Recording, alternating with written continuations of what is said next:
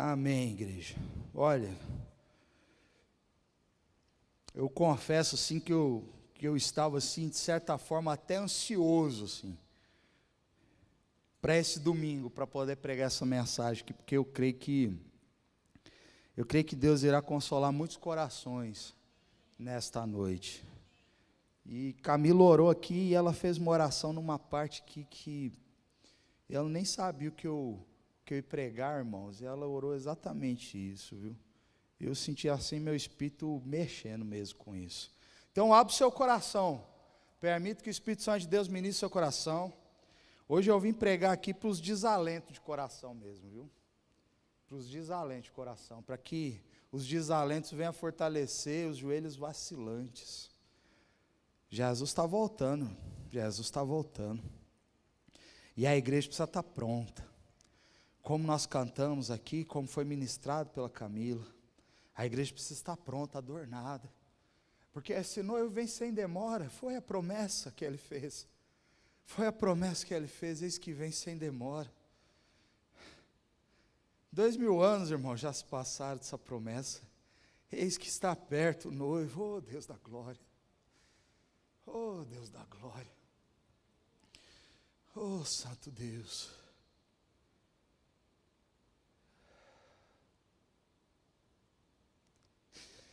Ei, Jesus Cristo. Xaragadaramandarastei. Oh, xaraendastoi, coeundabasteste, xarabadastoi. Degedeia, xarastoi, mudustoi, debaixastoi, gadastoi.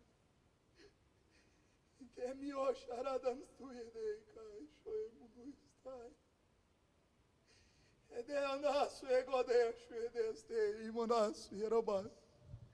A você que disse que hoje eu vou, aí eu vou naquele lugar, se Deus não falar comigo, eu não volto mais. É você, que no silêncio dos teus dias e na perturbação da tua rotina eu habito,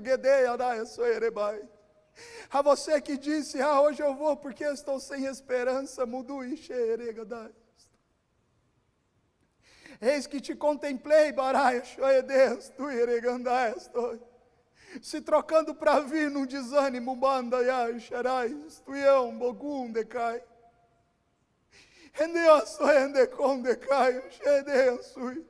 sou eu teu Deus, mandai a sua ego cheia, que te revelo, andai a sua, andai a minha gai, que meus olhos estão sobre ti, odeia sou, e os meus ouvidos abertos, doemu e eu cheio de caia, gai, sou cai.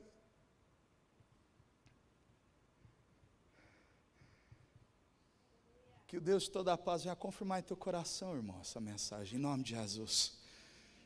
Irmãos, a palavra do Senhor diz lá em 1 Pedro que o sacrifício de Jesus, ele é muito mais valioso do que qualquer ouro e qualquer prata, porque o valor do ouro e o valor da prata, eles passam, mas o sacrifício de Jesus, ele tem o seu valor de forma infinitamente superior, por isso foi derramado o sangue, e o sangue precioso do Cordeiro de Deus, que tira o pecado do mundo, um sangue sem pecado, um sangue sem mancha, o Cordeiro de Deus que foi escolhido antes da fundação do mundo, por isso o sangue de Jesus é um sangue precioso, mais puro que qualquer ouro refinado, portanto que foi revelado para nós, oh glória a Deus por isso, e que a presença desse Deus, e que esse sangue que foi derramado, purificando os corações de todo pecado, de toda culpa, de todo engano, possa ser manifesto nesta noite, em nome de Jesus. Vamos ler o texto lá, que nós vamos pregar agora, o Evangelho de Lucas no capítulo 7, ali a partir do verso 18, nós vamos ler esse texto, em nome de Jesus. Lucas 7, a partir do 18 diz assim: e os discípulos de João Batista lhe contaram tudo o que Jesus estava fazendo. Então João chamou 2 de seus discípulos e os enviou ao Senhor para lhe perguntar: o Senhor é aquele que haveria de vir ou devemos esperar algum outro? Os 2 discípulos de João então encontraram Jesus e lhe disseram: João Batista nos enviou para lhe perguntar: o Senhor é aquele que haveria de vir, ou devemos esperar algum outro? Naquela mesma hora, Jesus curou muitas pessoas de suas doenças e enfermidades, espíritos imundos, e restaurou a visão de muitos cegos. Em seguida disse aos seus discípulos: voltem a João e contem a ele o que vocês viram e ouviram. Os cegos veem, os aleijados andam, os leprosos são purificados, os surdos ouvem, os mortos são ressuscitados, e as boas novas são anunciadas aos pobres. E disse ainda: felizes são aqueles que não se sentem ofendidos por minha causa. Até aqui. Ei, varô, tu orou isso aqui, né, varô? Deus tem obra aqui para realizar, em nome de Jesus, Deus tem obra. Irmãos, esse texto aqui, ele continua, e depois Jesus, ele acaba assim, exaltando João Batista e dizendo: a este, nascido de mulher, não houve nenhum como ele é o maior nascido de mulher, ele era aquele caniço. Ele faz uma pergunta: é aquele caniço levado pelo vento? Não, ele era a voz que preparou o caminho para o Senhor, ele é o mensageiro que veio antes de mim. E Jesus, ele começa a dizer isso, e chega num momento dessa mensagem, que Jesus, ele chega assim, dá um puxão de orelha, e a gente não vai pregar isso hoje, deixa para um outro momento, que ele fala assim: esse povo aqui está igual criança na praça, toca música contente, eles não dançam não, toca música triste, eles não choram não. O que quer dizer com isso, irmão? Só para não ficar em aberto isso, que criança na praça, ela só não está brincando se ela está doente ou está impedida, é ou não é?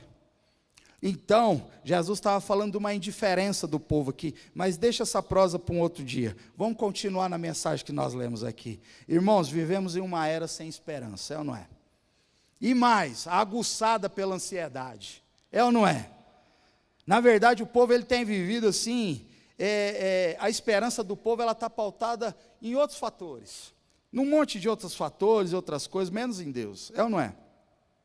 Há quem crê assim que a esperança está na ciência, outros na tecnologia, não é verdade? Eu fiz um curso uma vez assim, que eles estavam falando que os dados valem mais que petróleo hoje. Chegamos a esse ponto, irmão, que os dados, chegam a valer mais que petróleo. Tem gente que ainda está com a esperança na política e por aí vai. Disseram assim que pós-pandemia viveríamos um novo normal, eu não é? A gente chegou a acreditar nisso, não chegamos? Foi um marketing pesado nas redes sociais, nas propagandas, não é isso? Para continuarmos, que seria um novo normal e tudo mais. Acredita-se, irmãos, que um dos motivos da perda de confiança e daquilo que acreditamos se dá pela polarização e pelas nossas redes sociais. Mas eu já vou deixar uma pergunta aqui para vocês, nesta noite, já para o nosso coração e começando a refletir em tudo que há de ser dito aqui. E a pergunta é: quando foi que perdemos a esperança de que Jesus de Nazaré é de fato Cristo que veio colocar ordem no caos? Quando foi, irmãos, que aos poucos essa esperança começou assim a esfarelar dentro do nosso coração, de que Jesus de Nazaré é de fato Cristo?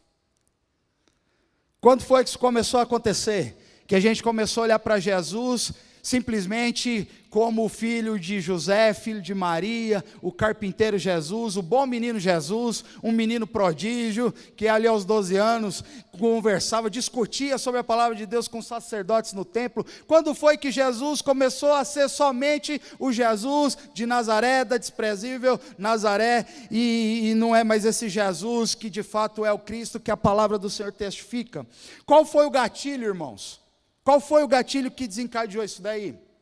Ou quais foram os gatilhos que despertaram dúvida em seu coração? Será que foi o descontentamento? O descontentamento da vida, das nossas escolhas?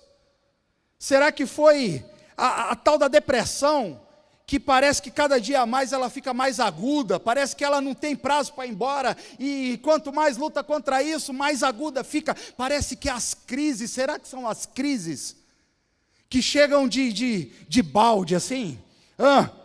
Será que são as crises? Foram as crises, esses gatilhos que foram esfarelando dentro de nós essa concepção de que Jesus é apenas o Jesus de Nazaré, um menino bom, o profeta, o prodígio.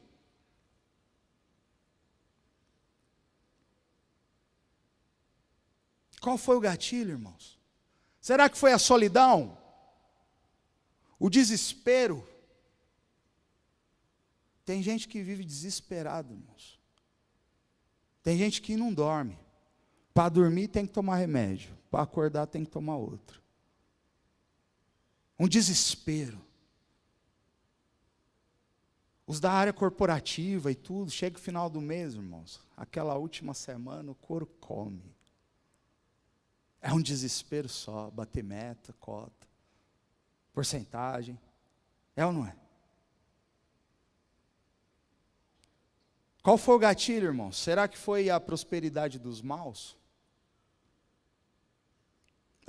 Tipo o que Asaf fala lá no Salmo 73? Sabe aquele negócio da grama do vizinho ser mais verdinha que a nossa grama? Será que foram esses os fatos do qual a gente começou a olhar para Jesus e de repente esse Jesus, ele simplesmente é Jesus, mas ele não é mais o Cristo, o Salvador do mundo, o Cordeiro de Deus que tira o pecado do mundo? Será que a saciedade exagerada de nossas necessidades terrenas tem nos feito perder o foco de quem é que sustenta tudo isso, irmãos? Onde foi que perdemos essa certeza? De quem sustenta tudo isso, irmãos? Quem é que sustenta tudo isso? Será que Deus perdeu o controle das coisas? Será que Deus não controla mais tudo com poder e excelência e grande graça? Porque o mundo tem um medo hoje, e isso é uma realidade. Hoje a gente sai de casa e não sabe se vai voltar. Mas quando foi que perdemos essa certeza de quem é que sustenta o universo e sustenta todas as coisas? Irmãos, nós lemos aqui, vimos que nessa narrativa existem dois personagens. Na verdade, existem alguns personagens. Então tem os discípulos de Jesus, tem os discípulos de João Batista, tem uma multidão de enfermo, de lunático, de surdo, de doente, de toda coisa, e uma porção de coisas acontecendo, de um monte de personagens, mas tem dois. Um oculto, que é João Batista, porque ele está encarcerado, está na prisão, e o outro é Jesus. Então temos aqui dois personagens, Jesus e João Batista, e um deles em crise. Quem quer que está em crise? Quem quer que está em crise? João Batista. Temos um que é o Senhor do Universo, de um lado, e temos João, o Batista, o maior nascido de mulher do outro lado, e que se encontrava em crise. Vamos entender um pouquinho quem era esse João, irmãos? Vocês estão comigo aí? Amém? João, ele era o filho do deserto. João era aquele que vivia ao ar livre. É ou não é, irmãos? João era aquele que não tinha teto, ele vivia ao ar livre, ele era filho do deserto. Só que agora ele estava confinado, ele estava preso. Então, que o Espírito Santo de Deus nos leve até esse momento aqui da história, para que a gente entenda um pouquinho o que passava na cabeça de João, para que essa pergunta tenha sido feita por esse homem. João era aquele que, a palavra do Senhor narra que, ele mesmo narrou ali em João, que assim, importa que ele cresça e que eu diminua. Esse era João. Ali quando vai narrar ali o nascimento de João, a concepção de João, quando o anjo chega ali para Zacarias, a palavra do Senhor narra que ele seria grande aos olhos de Deus. Então quando João fala assim, importa que ele cresça e que eu diminua, de fato isso estava acontecendo, porque pensa comigo, João ali preso naquela cadeia, preso ali em algema, ali naquele cárcere, parecendo que as coisas não estavam acontecendo, e enquanto isso o ministério de Jesus só crescendo ali nas ruas de Israel. A história conta aqui que Jesus tinha operado muitos milagres. Um pouco antes da leitura que a gente fez aqui, a história vai falar que Jesus tinha ali curado o servo do centurião. Pouco depois, Jesus vai passando ali na cidade de Naim, a pequena cidade de Naim, dá de frente com o funeral do filho único de uma viúva, de uma cidade bem pequenininha. E ele então se compadece daquela viúva, daquela situação, e ressuscita aquele rapaz. Por que eu estou contando isso, irmãos? Porque nós lemos aqui no verso 18, que os discípulos de João foram contar tudo a ele que Jesus estava fazendo. E era exatamente isso que Jesus tinha acabado de fazer. E era exatamente esse o cenário, que os discípulos de João Batista foram até o cárcere contar para ele o que Jesus estava fazendo. Por isso que eu estou contando isso. Foi então que João separa 2 dos seus discípulos para irem até Jesus, fazerem uma pergunta. E qual foi a pergunta que João Batista pediu para os discípulos fazerem? O Senhor é aquele que haveria de vir? Ou devemos esperar algum outro? Irmãos, nós chegamos aqui no ponto central da nossa reflexão hoje. E o ponto central da nossa reflexão hoje é a questão da espera. É a questão da espera. Vivemos em uma era onde tudo é rápido, é ou não é? Ou melhor, tudo tem que ser rápido. Até os cultos, é ou não é? Demorou muito, a gente fica irritado, é ou não é? Já pensou se tivesse uma ouvidoria? Pastor Caio, não bota mais aquele povo não, eles demoram muito. Tem que ser rápido. Velocidade das coisas, velocidade das informações, gente. A velocidade das transações financeiras, das transações bancárias. Gente, antigamente tinha que esperar um cheque compensar. E aí o povo programava para sexta-feira, porque ganhava mais 2 dias. Para o trem cair na segunda, não era assim. Hoje saiu daqui e chega lá do outro lado. Gente, a gente está na era da assinatura digital. Hoje, para você alugar um apartamento, você não precisa nem mais de corretor, você não precisa mais falar com ninguém, irmãos. Você baixa um app, escolhe o imóvel, gostou, se interessou, você agenda uma visita, dá seu nome, seus negócios, chega lá na hora, lá no tal lugar, o cara abre a gaveta assim, você nem vê ele também, e ele bota a chave, você pega a chave, você sobe no apartamento, você olha o apartamento, você coloca lá, gostei, aceita uma contra-oferta, se combina e está tudo certo, irmãos. Aí você assina ali digitalmente, já tem uma assinatura no seu celularzinho, você já pega lá, coloca lá, está tudo certo, você não vê a cara de ninguém, numa rapidez, em 5 dias você está morando. Você saiu de um lugar e foi para outro. É ou não é, irmãos? Até os bebês hoje não esperam mais 9 meses para nascer, é ou não é? A gente dá risada, mas é verdade, é ou não é? Eu lembro da minha avó que tinha essas coisas assim. Se ela visse uma criança assim, um pouquinho menor do que as outras, e tudo tem a mesma idade, ela já fala, nasceu prematuro, nasceu de 7 meses. Tadinha da avó, nem ia suportar hoje é comum nascer prematuro. Irmãos, a espera, o conceito de espera, para uma sociedade extremamente acelerada e imediatista, é praticamente inconcebível.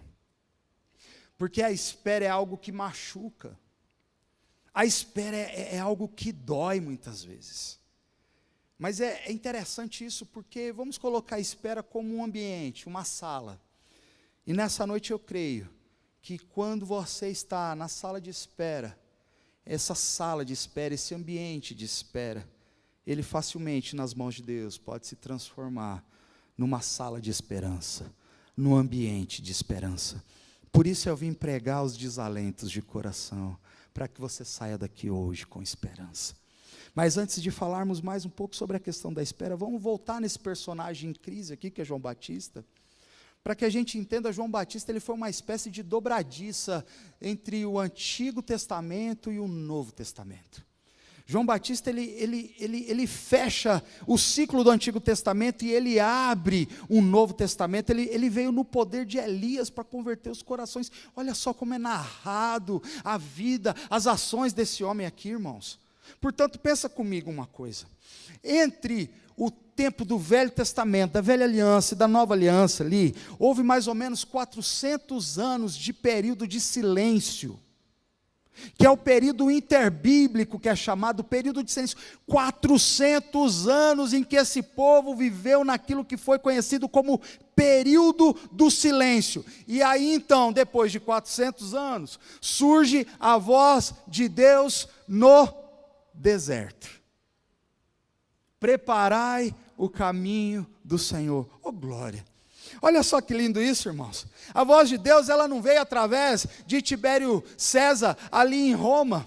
A voz de Deus também não veio por intermédio ali de Pôncio Pilatos, em Cesareia, nem por Herodes. A voz de Deus não veio por intermédio de nenhum sacerdote da época, nem por intermédio de Anás, nem por intermédio de Caifás. Mas a voz de Deus veio através de um homem estranho, que vivia num lugar estranho, que era o deserto, que comia comida estranha, mel e gafanhoto silvestre, que se vestia com roupa estranha. A voz de Deus veio através deste homem. Olha só que coisa linda, irmãos. A palavra do Senhor diz que quando esse homem ia nascer ali do ventre de Isabel, que era uma senhora, diz que ele seria grande aos olhos de Deus. Olha só o que é ser grande aos olhos de Deus. Um homem que vivia num lugar estranho, que comia coisa estranha, que se vestia de um jeito estranho, mas que tinha uma pregação poderosa: arrependam-se para que sejam perdoados os seus pecados. Foi assim que Deus falou ao seu povo. E a voz de Deus soou com tamanha força através deste homem chamado João Batista, que as pessoas saíam das suas cidades e iam até o deserto ouvir o que ele estava pregando. E a pregação deste homem é: arrependam-se.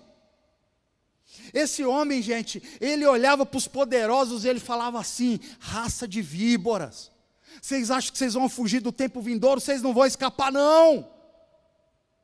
O que é essa pregação nos dias de hoje, irmãos? Cá para nós, com essa turma mimimi que a gente está convivendo nessa sociedade pós-moderna que se chama hoje. É discurso de ódio, é ou não é? Oh, que discurso de ódio, chamando de raça de víbora. É o que eles eram, irmãos. Esse era o João Batista, um sujeito estranho, mas que tinha em seu coração a voz de Deus, o Todo-Poderoso. Depois de 400 anos de silêncio, Deus resolve levantar João Batista como voz: preparai o caminho do Senhor, endireitai as suas veredas, pois é chegado o reino dos céus. Oh, que coisa linda, igreja!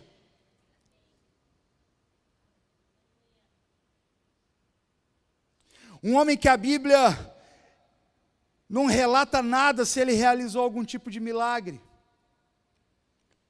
Não fala nada, ele não escreveu nenhum livro. A sua vida termina, ele jovem, num cárcere, sem herança, mas que possuía a voz de Deus em seu interior: arrependa-se. Igreja, a gente precisa voltar a pregar isso, viu? Arrependa-se. Quando alguém assim procurar você para se confessar de algum pecado, porque tem isso, tem ou não tem? Quando alguém procurar você e falar assim: meu irmão, me ajuda, meu casamento está horrível, você já fala logo: eu não sei o que é, arrependa-se. O meu filho está uma desgraça, eu não aguento mais ir em reunião de escola e passar vergonha. Eu já falo: arrependa-se, tem alguma coisa aí, arrependa-se. Essa pregação precisa voltar a fluir do nosso interior. Arrependa-se, porque a verdadeira igreja de Cristo começou com uma pregação: arrependa-se, pois é chegado o reino dos céus. Isso nunca foi um discurso de ódio, isso é um discurso da graça. Oh, glória a Deus. Esse é João Batista, irmãos. O homem que confrontou com coragem a multidão. O homem que confrontou com coragem os fariseus, os saduceus. Um homem que olhou para os cobradores de impostos e falou diretamente ao seu coração com coragem: arrependa-se. Um homem que não negociou os senhores do templo. Um homem que confrontou Herodes e deu ruim. Deu ruim, sabemos da história. Herodes com a safadeza só, com a irmã do... A irmã? Não, a mulher do irmão. Aquele homem tirano, cheio de ideia perversa, apronta um negócio daquele. João Batista vai, confronta esse homem, vai preso, deu ruim. Sabemos que no final ele teve a sua cabeça decapitada. Mas quando perguntaram para ele se ele era o Cristo, ele logo disse: não, eu não sou o Cristo, sou apenas a voz que clama no deserto. Eu não sou a luz, eu vim para testificar da luz, da verdadeira da luz. Quando perguntaram para ele se é o Cordeiro, ele disse: eu não sou o Cordeiro, mas eu vim apontar o Cordeiro, eu vim apontar para ele. Eu batizo com água para arrependimento, mas ele virá e batizará com o Espírito Santo e com fogo. Eu não sou o Cristo, eu não sou digno de desatar as sandálias dos seus pés. Esse era João Batista, mas olha só, esse homem, cheio do Espírito Santo de Deus, a palavra do Senhor narra lá no início de Lucas, que quando a mãe de Jesus, Maria, ela recebe ali a mensagem do anjo, ela vai saudar a Isabel, que é mãe de João Batista. Ele estava mais ou menos uns 6 meses de gestação, e quando Maria vai saudar Isabel, a palavra do Senhor fala que João Batista, o menino treme no ventre dela, de tal forma que essa mulher, ela fica cheia do Espírito Santo de Deus. Mas agora, esse homem, ele está olhando para o poder de Deus, e olhando para as angústias que ele está sofrendo.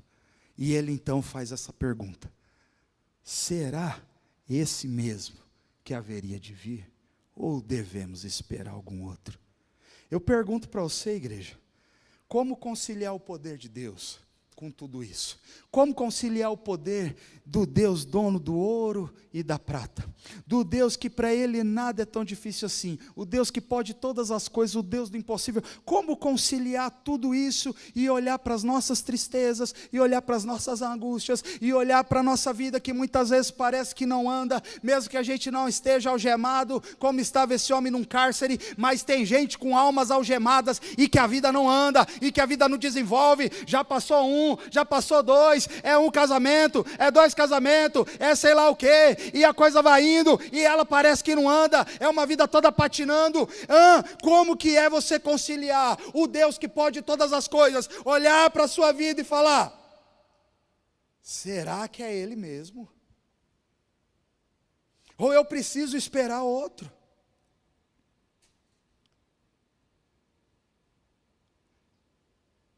Nesse exato momento, irmãos, tem gente sofrendo demais. Tem gente sofrendo coisas horríveis. E talvez o seu coração esteja com essa pergunta: será que devemos esperar outro? Ou ainda pegando esse conceito da espera, talvez a pergunta, talvez você já esteja bem resolvido com isso. Que Jesus, Ele é mais que o menino prodígio, filho de José, de Maria. Ele é o Cristo, Ele é o Messias prometido, amém. Mas quando a gente olha para esse conceito de espera, talvez a sua pergunta seja: até quando esperar? A mesma pergunta que Abacuque fez: até quando, Senhor? O livro de Abacuque começa com essa pergunta: até quando, Senhor? Ou talvez a sua pergunta seja: por que esperar tanto uma causa? Por que esperar tanto uma coisa? Talvez você já esteja falando assim: eu já até me acostumei a viver com isso. Eu nem vivo mais tão mal como eu vivia antes, eu já até acostumei a viver com isso. Por que esperar tanto? Como, irmãos, conciliar o silêncio de Jesus com as nossas necessidades urgentes? Como, irmãos? Como conciliar as nossas necessidades urgentes com o silêncio de Jesus? Como se eu estivesse aqui encarcerado, e esse Jesus curando o servo de centurião, ressuscitando filho de viúva, e eu nesse cárcere, nessa angústia, como conciliar isso? Sabe, irmãos, como é difícil encarar o silêncio de Jesus diante dos momentos de aflição que a gente tem vivido. É só eu que sofro desse mal? Sabe aquela oração que você parece que você não grita com voz, porque senão todo mundo no condomínio vai ouvir, mas a sua alma está gritando. E você termina a oração, você fala, misericórdia, acho que não passou do teto. É ou não é assim, irmãos? Como conciliar isso? Sabendo que Deus é esse Deus todo-poderoso, que criou tudo com o simples ato da tua voz, assim ter falado, haja luz e houve luz. Sabe, irmãos, tem muitos teólogos que eles acreditam que João Batista teve uma crise de fé. E eu respeito mesmo isso, mas eu não consigo acreditar nisso. Eu não consigo acreditar que um homem que foi profetizado lá atrás, lá no livro de Isaías, 600 e tantos anos antes de Cristo, eu não consigo acreditar que esse homem, que tinha uma história escrita, que nascido de mulher, é o maior, eu não consigo acreditar que esse homem teve uma crise de fé. Eu não consigo. Eu sei que o João, ele não era nenhum super-humano. Eu sei disso. Mas o João, gente, ele viu o Cordeiro de Deus.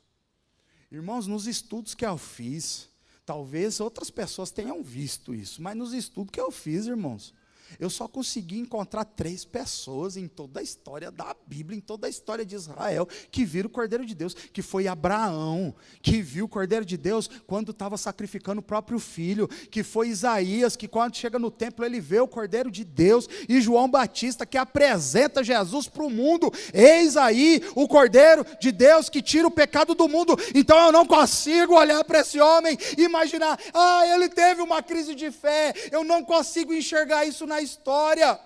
João Batista, ele preparou o caminho, ele apontava para Cristo. O que eu consigo entender, irmãos, no máximo, o que aconteceu com João foi uma baita crise de paciência, e não uma crise de fé. Irmãos, ele pregou que o Messias, ele ia colocar o machado na raiz.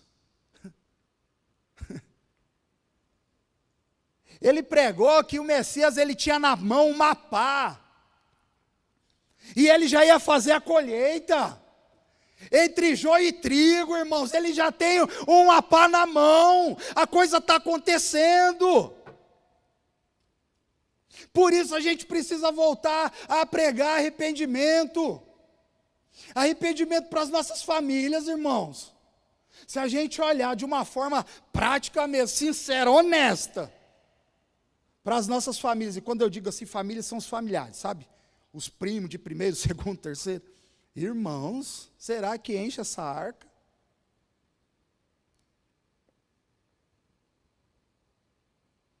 Hã?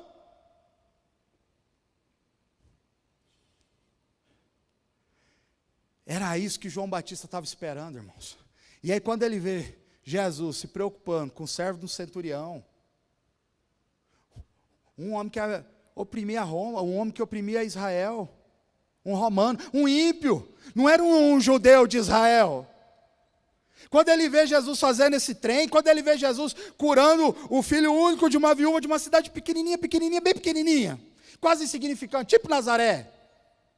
Quando João ouve esses relatos, o João estava esperando o Messias libertador. Ele tem na pá, eu preguei que ele tem na pá, eu tenho na mão uma pá. Era isso que ele esperava, ou não era isso que a gente também esperávamos? Ou, conjuguei tudo errado, que a gente também esperava?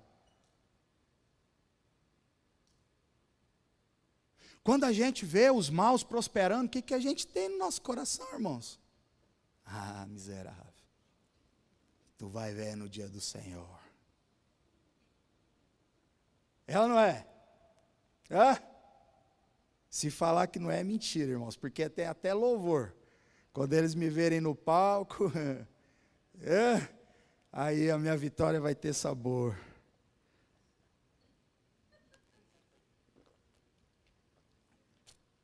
de mel. O hino da vingança. É ou não é? Começou, né, a canção vindo dentro do coração aí, né? Eita Jesus. Irmãos, a verdade é que nós temos fome de sentido. Nós temos fome de propósito. Por isso, muitas vezes, a questão da espera, ela nos machuca tanto. Porque a gente tem vivido numa sociedade corrompida.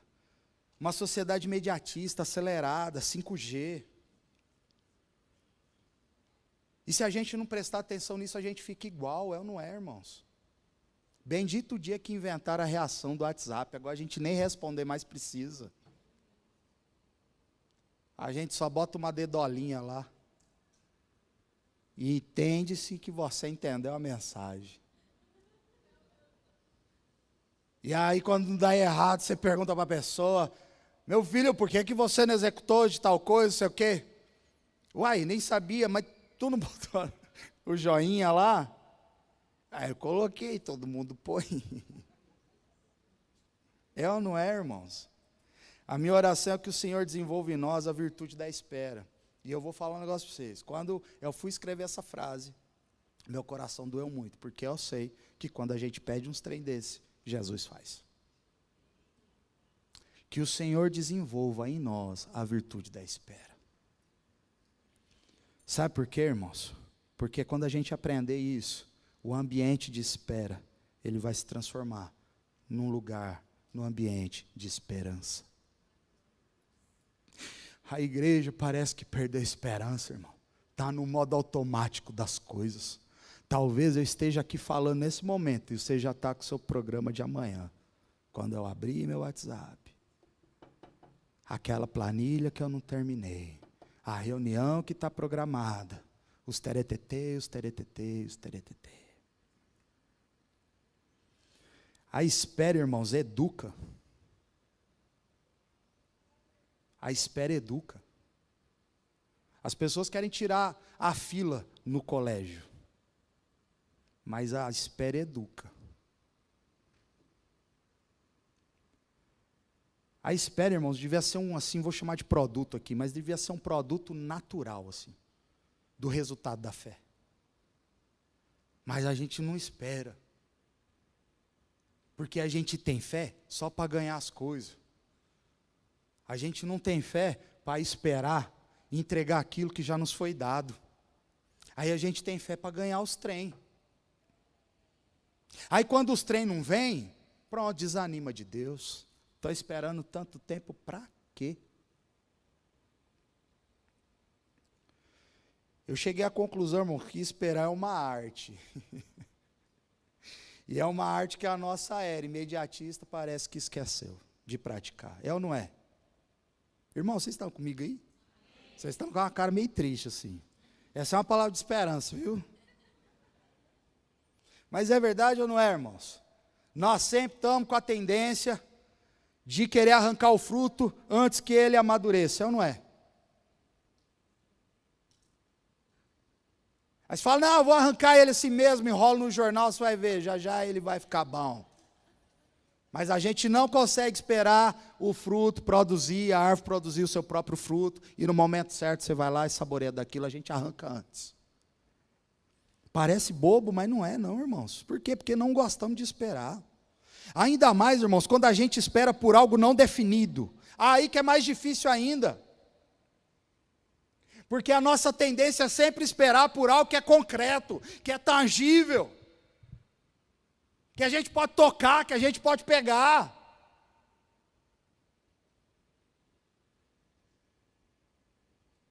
É ou não é, irmãos?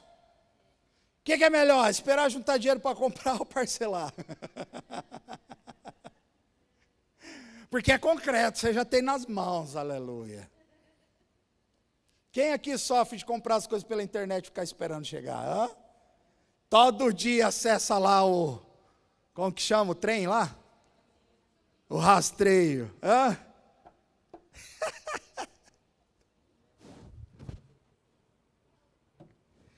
Fala, Jeová, fala, Jeová. Parece que se não for concreto, a gente não vai ser feliz, não é? Os pais de João Batista, irmãos, Eles tiveram que esperar. Eles tiveram seu filho na velhice. E eles tiveram que esperar porque era propósito divino. Se Isabel tivesse um menino, João, em pouca idade, ele não prepararia o caminho para o Senhor. Os pais de João Batista tiveram que esperar. E sabe o que é bonito? Eles não estavam cheios de desejo por ter um filho. Eles estavam cheios de esperança. E é isso que tem que ter no meio, no seu coração. A Camila sempre fala que o reino de Deus ele é gerado. Ela sempre fala isso para os jovens, precisa gerar. Porque jovem tem muita ideia de fazer culto para lá, fazer culto para cá, fazer um monte de coisa e tal. Aí a Camila fala, vocês já geraram isso? Não, então tem que gerar. Até que uma hora vai nascer, tem que gerar. Esperança, irmãos, é acreditar que algo se cumpra de acordo com as promessas e não de acordo com os nossos desejos. Ainda que demore. Como é duro pregar isso, irmãos, porque eu sei que esses trem acontecem com a gente. Semana passada, Camila pregou aqui, irmãos, todas as coisas cooperam para o bem daqueles que amam a Deus, segundo o beneplácito de sua vontade. E ela fala, não quer dizer que todas as coisas cooperam, mas que Deus usa todas as coisas, e por meio de todas as coisas, Deus está agindo. E ela falou assim, amanhã você sai de casa, assim, não sei o que, e batam no seu carro. É Deus agindo, irmãos. Se não sei o que acontecer, não fique bravo não, porque é Deus agindo, irmãos. Foi ou não foi isso? Segunda-feira, saindo de casa, adivinha o que acontece? É pau no carro. Eu olhei para a cara da Camila, aí a gente, é Deus agindo, né? É Deus agindo. Irmãos, esperar exige fé e paciência, e a nossa visão de futuro vai disciplinar o nosso presente. A nossa visão de futuro vai disciplinar o nosso presente. E a promessa é, eis que venho sem demora. Isso tem que disciplinar o nosso presente. Está tarde, né? Mas eu vou abrir meu coração aqui. Eu vou falar sobre chamado, irmãos. Talvez seja a tua longa espera por uma promessa, por um chamado, por uma palavra profética, que tu teria um chamado assim, assado. E aí a demora para esse chamado se concretizar faz você perder a esperança. E se você não perde a esperança, você começa a forçar o chamado. É ou não é? Você vai dando um jeito. Vai forçando. Vai forçando. Te fecha a porta no lugar, tu vai para outro. Para que a porta se abra. E assim vai indo. E tu vai forçando, porque eu tenho um chamado. E se o seu chamado é específico ainda, de uma habilidade específica, e esquece que você não faz mais nada dentro da igreja. Porque você está esperando o seu chamado. O pastor Edu brinca assim, que ele fala assim, que para intercessão não precisa ter um chamado específico, não é só ser crente. Aí ele fala assim, ó, é óbvio, irmãos, que tem uns que é flecha que atinge o alvo. Esse é o chamado mesmo do intercessor. Ele é flecha, ele começa a orar assim, parece que o céu ele baixa assim de forma instantânea. E a paz interior começa a reinar dentro de você quando essa pessoa ora. Mas o pastor Edu diz assim, ó, para servir na intercessão só basta ter disposição.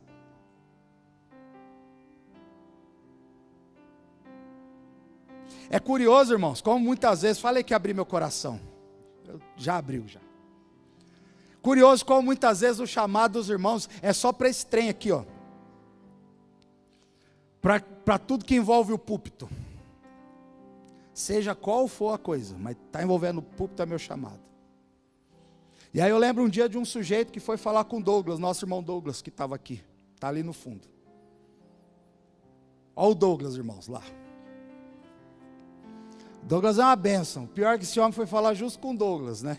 O Douglas é crente. E ele tinha uma habilidade específica. E ele chegou para o Douglas e falou assim: estou chegando, irmão. O que precisar de mim, pode chamar aí, que eu faço isso, eu faço aquilo e tal. Aí foi falar justo para quem? Para o Douglas. Aí o Douglas disse assim: irmão, nós estamos precisando de gente para chorar junto. Nem preciso dizer, né? Ficou?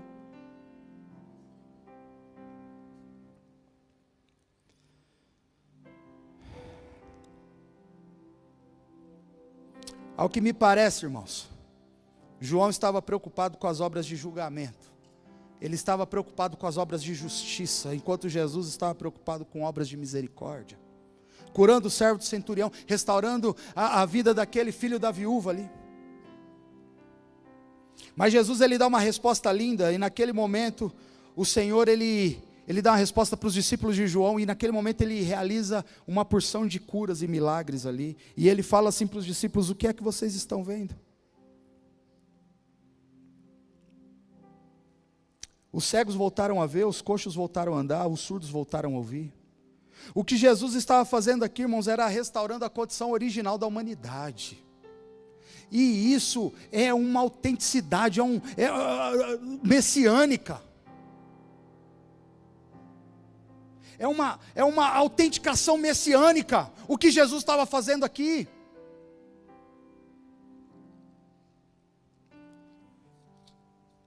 Isaías 35 fala assim, ó: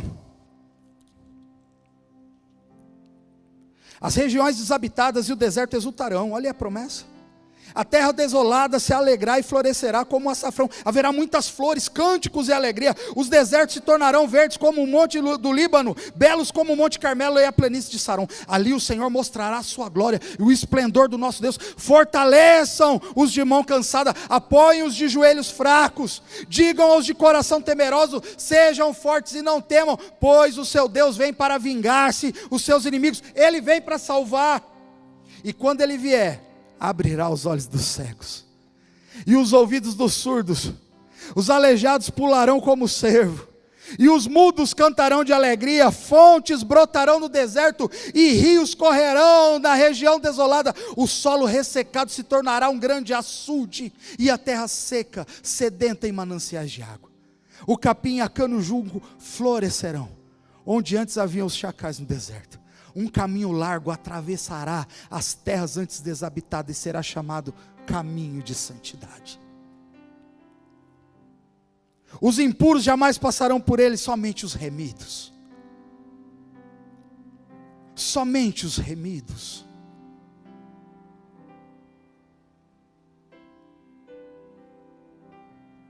Jesus estava dizendo mais ou menos assim para os discípulos de João: olha, voltem, avise a João que o amor de Deus chegou. Avisem a João que a ira de Deus, ela permanece sim, mas que agora neste momento é a sua infinita misericórdia que está aqui. Era como Jesus dizendo para João assim: olha, avisa João, não perca a paciência, mantenha firme a sua fé. Eu quero finalizar, irmãos.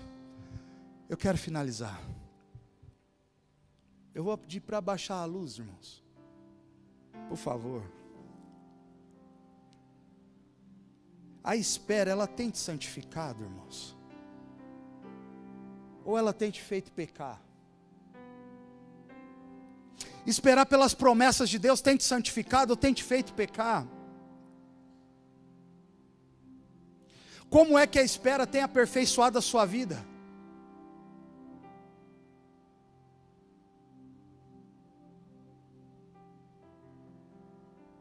Eu gostaria de orar hoje aqui, irmãos. Eu peço perdão que o nosso horário já passou uns 3 minutos, mas eu gostaria de orar aqui.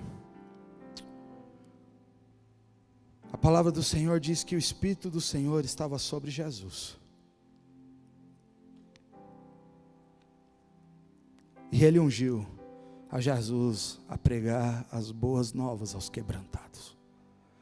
E enviou para consolar os de coração quebrantado e proclamar aos cativos e soltos o ano aceitável dele.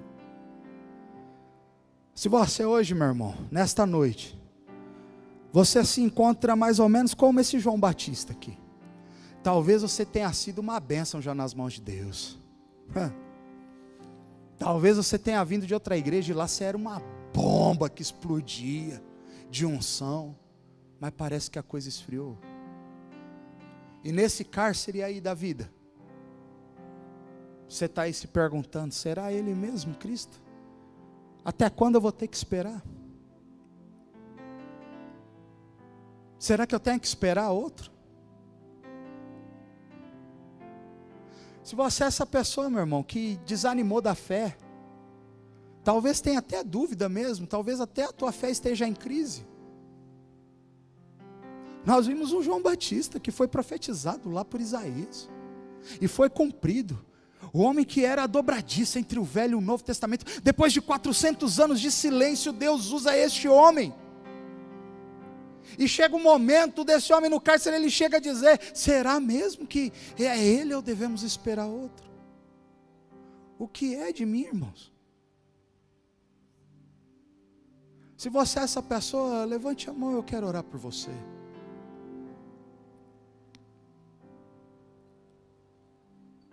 Se você é essa pessoa sem esperança, meu irmão, eu quero orar por você.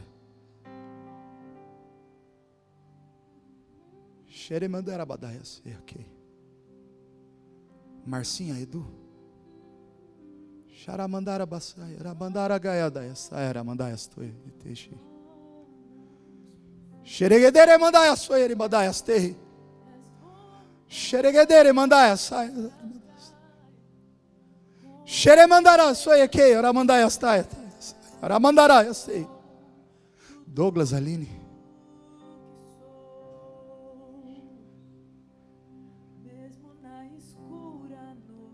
Pode aumentar o som da Camila aqui, para que ninguém escute a oração de ninguém aqui, irmão. Se você é intercessor aí, está com a sua vida boa, meu irmão, pode começar a levantar um clamor por essas pessoas que estão sem esperança. Nós não podemos aceitar que cristãos vivam sem esperança, pois nós temos uma promessa, é a promessa do Redentor, e Ele vai voltar. Levante o seu clamor aí em nome de Jesus.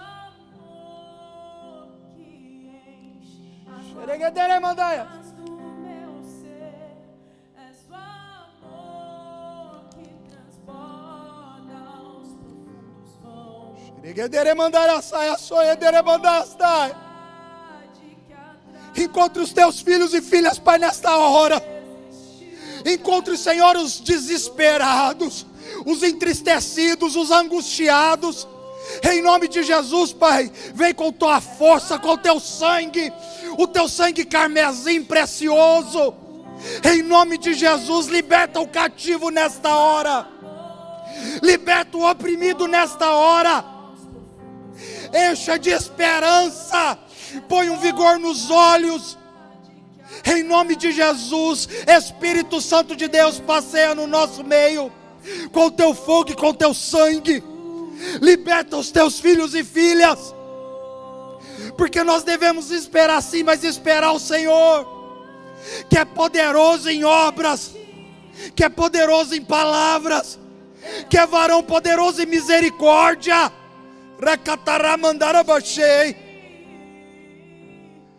Transforma, Senhor, esse lugar de espera num lugar de esperança. Transforma, Senhor.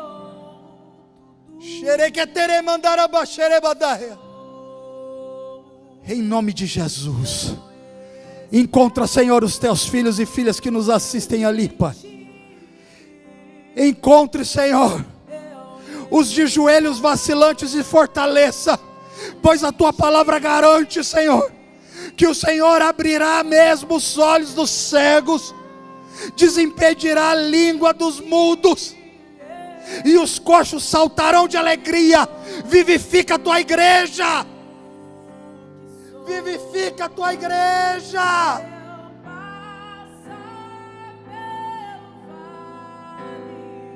Xeredeia, Soremandarabai.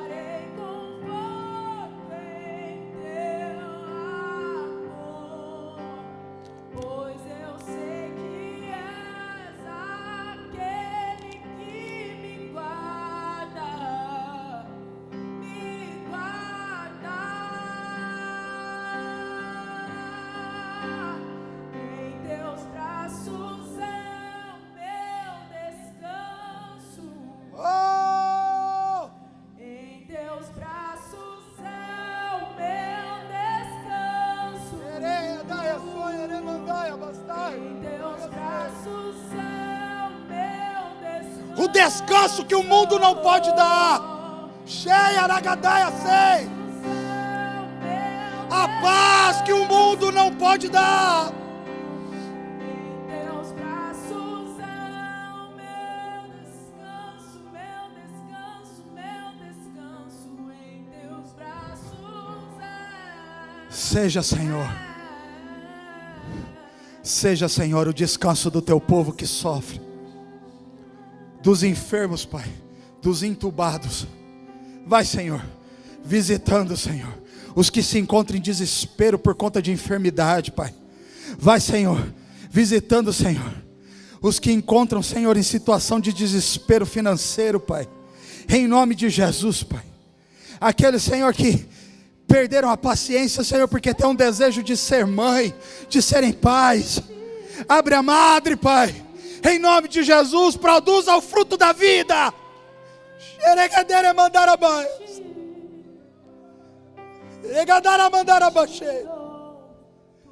Transforma, Senhor. Transforma, Senhor, os dias de pranto em alegria. Restaura, Senhor, a condição original da humanidade, Pai.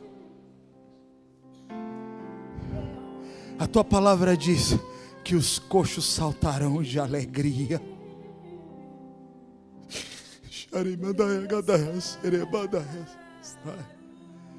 Em nome de Jesus. Em nome de Jesus. Nós te agradecemos, Pai, por este tempo. Te agradecemos pelo cuidado do Senhor. Te agradecemos, Senhor, pois esperar em Ti é uma virtude. Transforma o nosso entendimento, Pai. A medida de cada um, Pai, vai transformando o entendimento, Pai. Que a gente não venha mesmo assim se amoldar a este mundo, Pai. Se conformar, Pai, com este mundo e com as atitudes deste mundo, acelerado, sem esperança. Se acontecer, aconteceu. Se não acontecer, não aconteceu. Não! Nós temos uma viva promessa, que é o Senhor Jesus. Guarda o teu povo nesta noite, Pai. Livra o teu povo do perigo noturno, do terror da noite, do medo do amanhã. Basta cada dia o seu próprio mal. Que seu povo possa viver, Senhor, descansado em meio a esse caos, Pai. Que tenhamos uma segunda-feira abençoada diante da Tua presença. Quer seja uma segunda difícil ou não, mas que possamos nos alegrar do Senhor que nos assiste, do Senhor que nos capacita, do Senhor que nos orienta, do Senhor que nos livra de todo mal, do Senhor que restabelece saúde, do Senhor, Pai, que luta e nos faz lutar contra a teimosia, contra o desespero. Põe um sorriso, Senhor, em cada coração e um vigor em cada olho, em nome de Jesus. E que o amor de Deus, e que a graça de Jesus Cristo nosso Senhor, e as eternas consolações do Espírito Santo, seja com cada um que nos assiste em casa, seja com cada irmão e irmã, aqui, neste momento, nesta igreja, em nome de Jesus. Que o Senhor nos abençoe, que o Senhor nos guarde, e nos dê uma noite reparadora de descanso, em nome de Jesus. Amém.